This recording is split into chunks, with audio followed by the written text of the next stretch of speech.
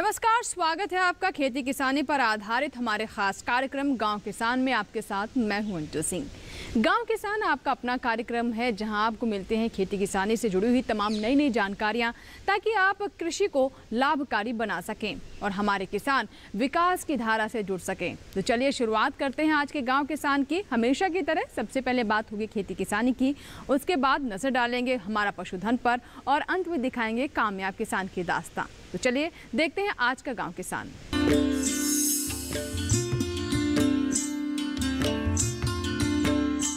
सबसे पहले नजर खेती किसानी पर। खेती किसानी में हम आपको अलग अलग फसलों के बारे में महत्वपूर्ण जानकारियां देते हैं, ताकि हमारे किसान इन जानकारियों का कृषि में उचित इस्तेमाल कर सकें और अच्छी पैदावार हासिल कर सकें, ताकि उन्हें लाभ मिल सके। तो आइए जानते हैं कि खेती किसानी में आज किस फसल के बारे में हम आपको जानकारी दे रहे हैं, क्या है विशेषज्ञों की राय। आइए डालते हैं नजर।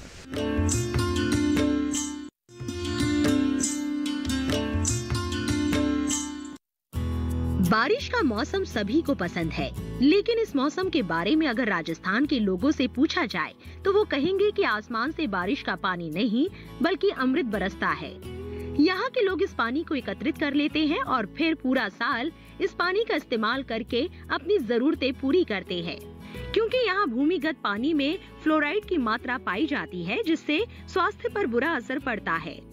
यही वजह है कि यहाँ की केंद्र सरकार और राज्य सरकार मिलकर इस समस्या का समाधान निकाल रहे हैं। सीकर के युवा किसान शंकर सैनी ने वाटर हार्वेस्टिंग सिस्टम लगवाया है, जिससे बारिश के बहते हुए जल को एक जगह एकत्रित किया जा सके। वो बताते हैं कि इसे इस तरह से बनाया गया है कि बारिश का पानी अपने आप कई तहों से गुजरता हुआ फिल्टर हो जाता है और जो पानी मिलता है वो बिना फ्लोराइड वाला होता है। शंकर सैनी का कहना है कि इससे एक और सकारात्मक बात सामने आई है और वो है स्थानीय जल स्तर में सुधार होना। और इस समय अपन देख रहे हैं कि यह जो स्ट्रक्चर बना हुआ है, ये स्ट्रक्चर वाटर रिचार्ज के रूप में हम लोगों ने बनाया है। इस स्ट्रक्चर को बनाए हुए हम लोगों को 2 साल हो गए हैं और स्ट्रक्चर का जो उद्देश्य था बनाने का, वो हमारा ये था कि गांव में जो गंदा पानी है वो उसको लेकर हम लोग परेशान थे। तो हम लोगों ने एक अल्टरनेट निकाला कि कैसे इस समस्या से निजात पा सकते हैं। तो ऐसे विचार करते करते यूथ लोगों ने एक दिन मीटिंग रख के अपने बजाज ट्रस्ट के जो अधिकारी थे उन लोगों को बुलाया यहाँ कि सर हमारी ये समस्या है, हम इसको कैसे सॉल्व कर सकते हैं, क्या इसका वो हो सकता है।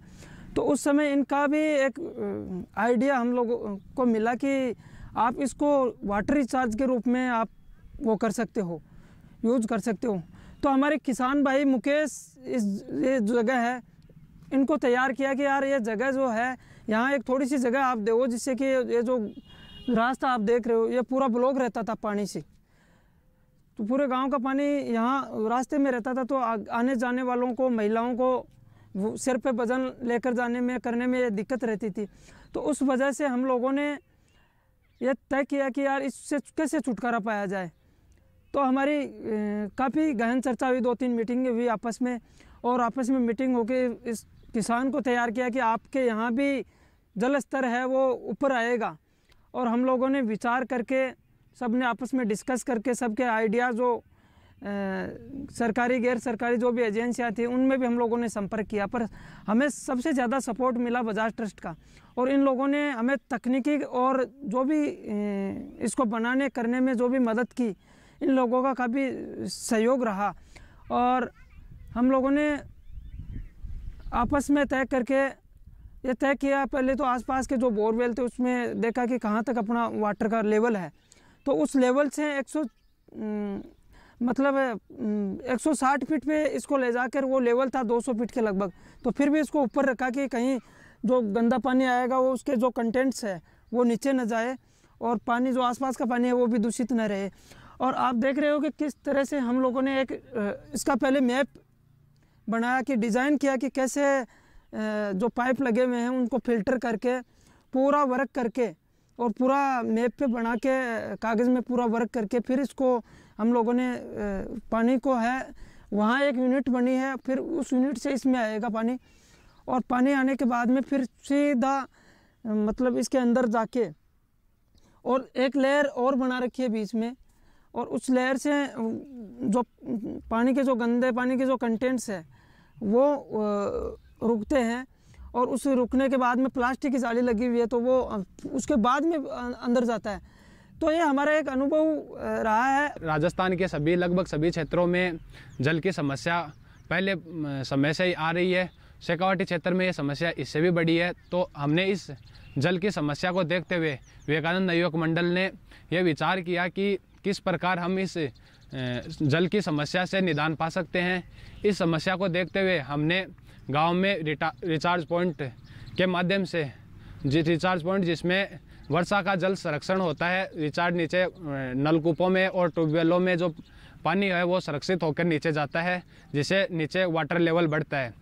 इसमें वर्षा का जल हम जानते हैं कि एकदम शुद्ध पानी होता है, उसमें फ्लोराइड की मात्रा बिल्कुल भी नहीं होता है। अगर शुद्ध पानी उस नीचे फ्लोराइड युक्त पानी में भी मिलता है तो वह पानी और अधिक शुद्ध होगा।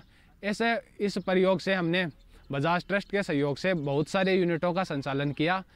ये हमारे यूथ मंडल ने ये बहुत अच्छा काम किया है। पानी पर जल संरक्षण हमारे राजस्थान में बहुत ज़्यादा समस्या है, इसके लिए यूथ मंडल ने बहुत अच्छा काम किया है। तो ये सराहनीय काम है। गांव हमारे आने जाने की पानी की समस्या थी, तो यहाँ पर ये बोरियल बनाने के कारण से समस्या का निजात मिला है हमें। हमारा गांव का मान और बरसात को पानी और घरा को जो नहाबा धोबा को बर्तन साफ करवा को वो सारो पानी है ना जो गांव का रास्ता का मान इकट्ठो हो जातो। आवाजा वाला आदमी ने सन ही भी को मान परेशानी रहती कि हर आदमी कोई के जब साधन गाड़ी घोड़ा आता तो भी मान भाई गंदगी का छाटा लाग बोरता। अब वो आवाजा वाला आदमी सही माने रोड़ा भी करता है कि भाई वो के गांव का मान गंदगी फैला रखी हो। पत में गांव का इकट्ठा बयान से न इकट्ठा करया नवयुवक मंडल को सहयोग से, बजाज ट्रस्ट के सहयोग से, और एक वाटर वो है न जो वो तैयार करवाए, और एक मानी सारा पानी ने में वो साथ एक मान जाली लगाए और वो पानी छाने, और एक मान जी आप चाय ने दूध ने छाना भी तरीका से वो पानी छाने एक मान आवे और आर वापस ज़मीन के अंदर वो पानी छाने और वापस ही ज़मीन का मान पाताल का मान जा रहे हैं। जबकि भी का मान को गंदगी का जगह भी अंश है जगह ऊपर का ऊपर रह जाए, और पानी एकदम फिल्टर से भी बढ़िया नीचे का पानी का मान जार मिल जाए है।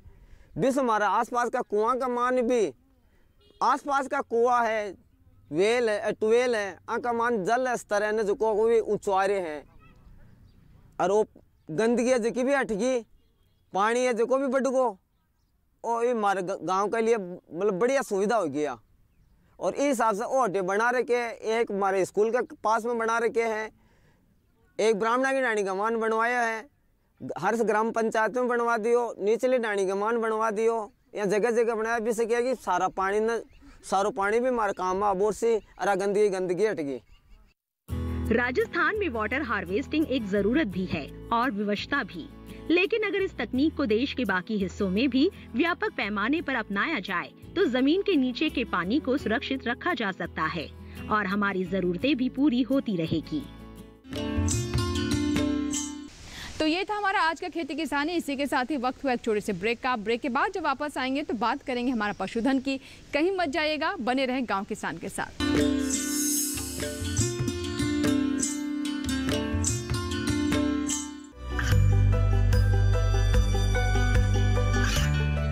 गांवों और पिछड़े क्षेत्रों में सरकारी योजनाओं की जानकारी पहुंचा। देश में कौशल और क्षमता विकास कर ग्रामीणों को सामाजिक बदलाव और विकास से जोड़ने की दूरदर्शन किसान की पहल चौपाल चर्चा देखें सोमवार से शुक्रवार सुबह 9 बजे।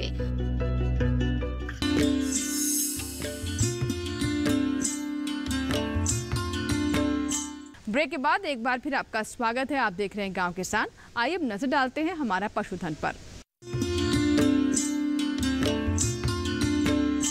हमारा पशुधन भाग में हम आपको पशुपालन से संबंधित ऐसी जानकारियां देते हैं ताकि हमारे पशुपालकों को इससे लाभ हो सके। जी हाँ, विशेषज्ञों की राय का अगर हमारे किसान ध्यान रखें तो उन्हें अधिक लाभ हो सकता है और गलती की गुंजाइश भी घट जाती है। तो ऐसे में पशुपालन से संबंधित कौन सी विशेष बातें हैं जिसकी जानकारी हमारे विशेषज्ञ दे रहे हैं, आइए डालते हैं नजर।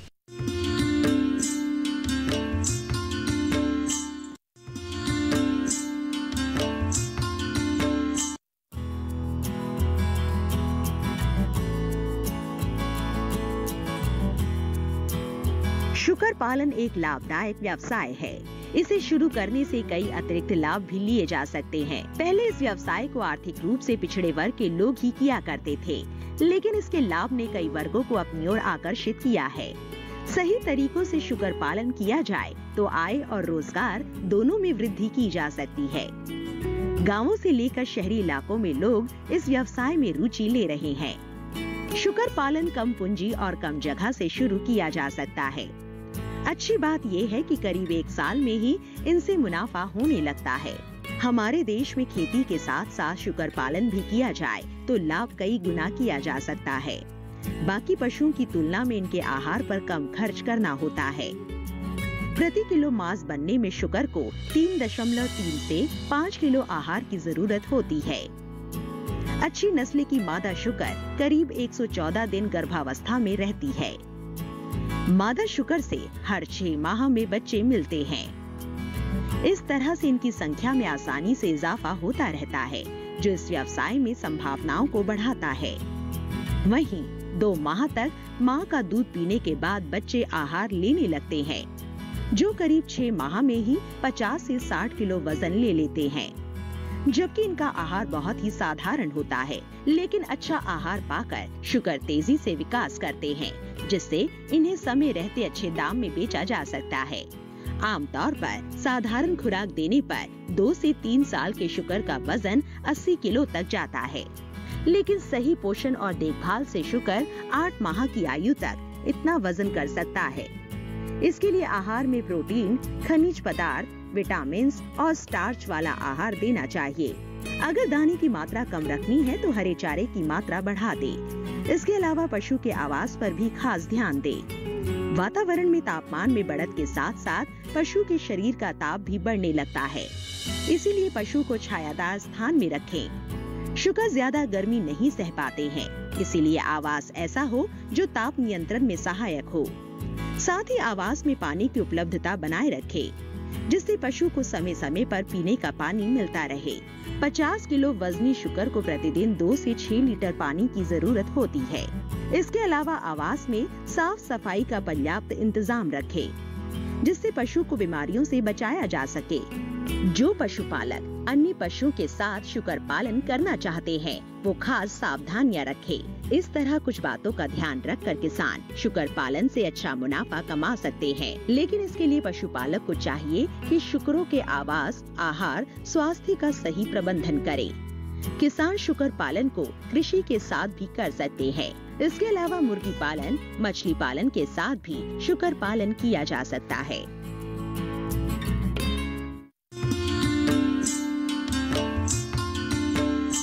तो ये था हमारा आज का पशुधन। बढ़ते हैं आगे और बात करते हैं इस माह के पशुपालक कैलेंडर के बारे में, जिसमें हम आपको जानकारी देते हैं कि माह के अनुसार कौन कौन सी खास बातें हैं जिसका ध्यान हमारे पशुपालक रखें ताकि उनके पशु स्वस्थ रहें और उनकी उत्पादक क्षमता बनी रहे।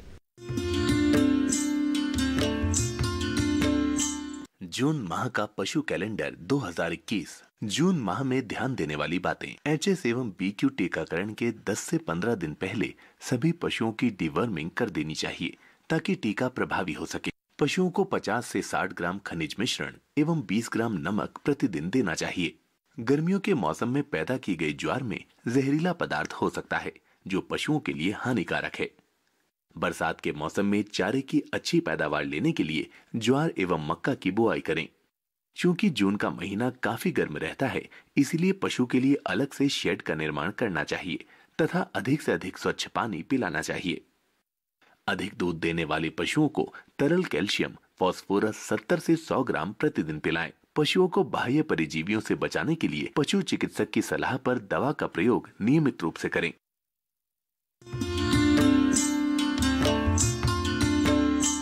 इसी के साथ ही यहाँ वक्त हुआ एक छोटी सी ब्रेक का। ब्रेक के बाद जब वापस आएंगे तो दिखाएंगे आपको कामयाब किसान की कहानी। बने रहें गांव किसान के साथ।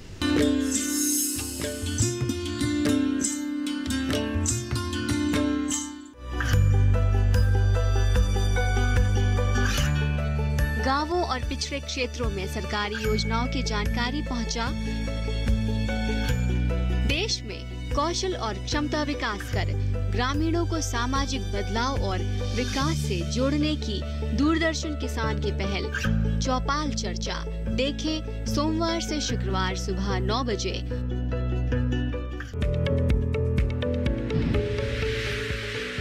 खुशहाल होंगे खेत, पशु रहेंगे स्वस्थ, सरकारी स्कीम का होगा लाभ, जब एक्सपर्ट्स का मिलेगा साथ, आपके सवाल विशेषज्ञों के जवाब, सिर्फ एक फोन कॉल की दूरी पर।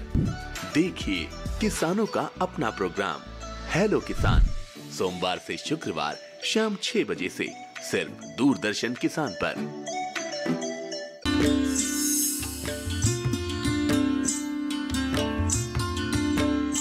ब्रेक के बाद एक बार फिर आपका स्वागत है। आप देख रहे हैं गांव किसान।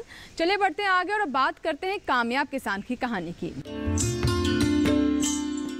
कामयाब किसान की कहानी यानी ऐसे किसानों की दास्तान जिन्होंने कृषि के क्षेत्र में महत्वपूर्ण योगदान दिया है और अन्य किसानों के लिए उदाहरण साबित हुए हैं।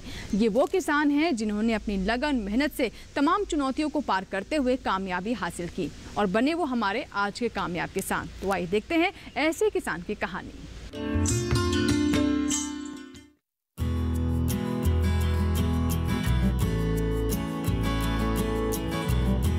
भारत के उत्तर में बसा उत्तराखंड राज्य अपनी खूबसूरती के लिए जाना जाता है।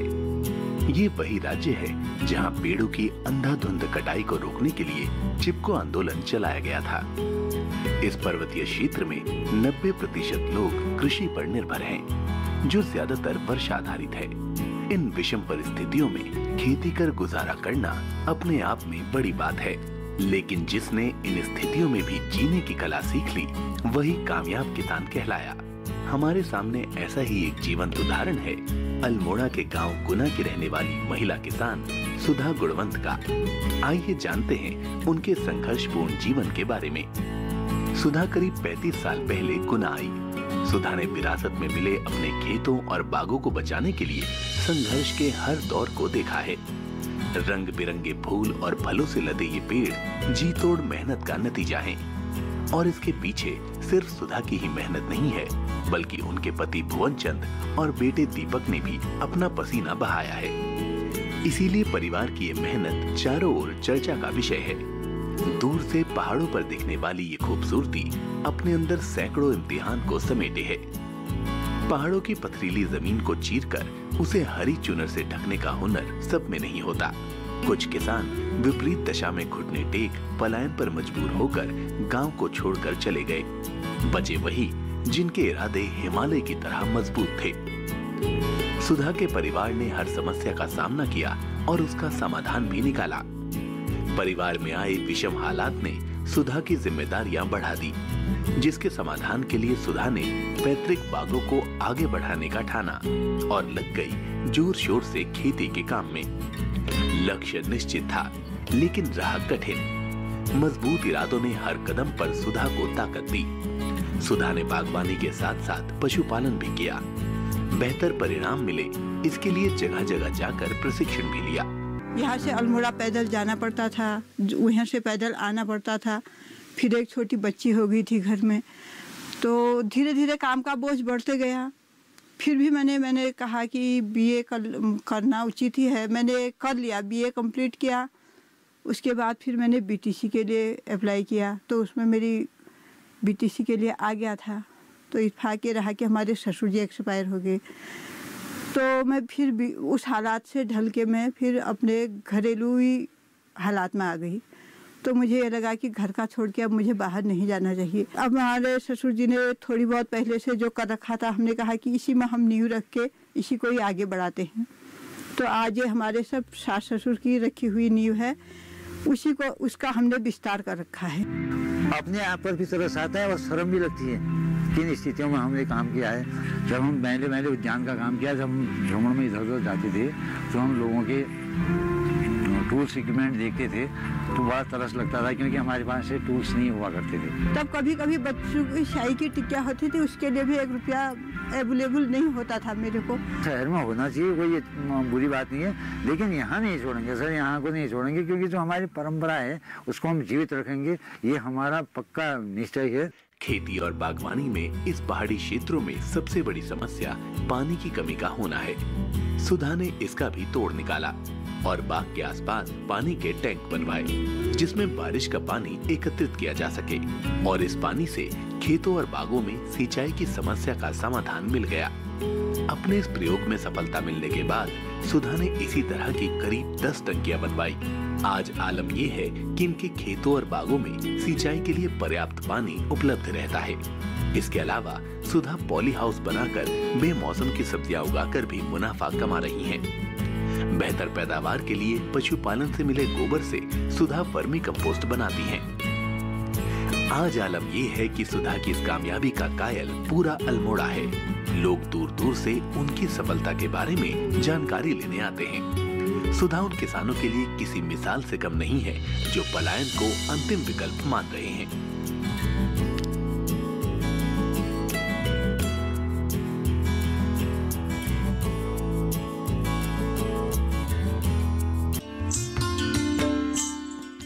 तो ये थी हमारे आज के कामयाब किसान की कहानी, जिसे देखकर कहा जा सकता है कि अगर मन में कुछ ठान लिया जाए तो असंभव कुछ भी नहीं। उम्मीद करते हैं कि इस कहानी को देखकर आप भी ज़रूर कुछ न कुछ सीख लेंगे। इसी के साथ ही दीजिए इजाज़त।